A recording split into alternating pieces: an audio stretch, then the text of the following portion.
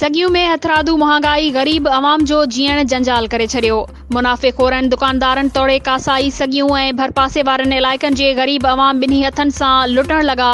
वॾो गोश्त 800 रुपया, नंढो गोश्त 1300 रुपया, मुर्गी 500 रुपया, मच्छी 600 रुपया ताईं फ़ी किलो विकिरो थियण करे हथरादू महांगाई गरीब अवाम जो जीअण जंजाल करे छॾियो आहे। डीसी खैरपुर एसी सोबोदेरो ऐं असिस्टेंट मुख़्तियारकार सोबोदेरो गरीब अवाम खे मुनाफ़िक़ोरनि दुकानदारनि जी रहम करम ते छॾे ॾिनो आहे। सब्जी, फ्रूट, सिगरेट ऐं ॿियनि आम वाहिपे जी शयुनि जा अघ टीण ते महांगा, जंहिं सबबि गरीब माण्हू फाका कशी वारी ज़िंदगी गुज़ारण ते मजबूर आहिनि। इंतिज़ामिया अघूर निंड सुतल आहे। अवाम परेशान। हितां जी सुञाण धुरियन आला अख़्तियारियुनि खां मुतालबो कयो आहे त हथरादू महांगाई जो नोटिस वठंदे मुनाफ़िक़ोरनि दुकानदारनि तोड़े कासाइनि ख़िलाफ़ सख़्त क़ानूनी कार्रवाई करे हथरादू महांगाई ते कंट्रोल कया वञे।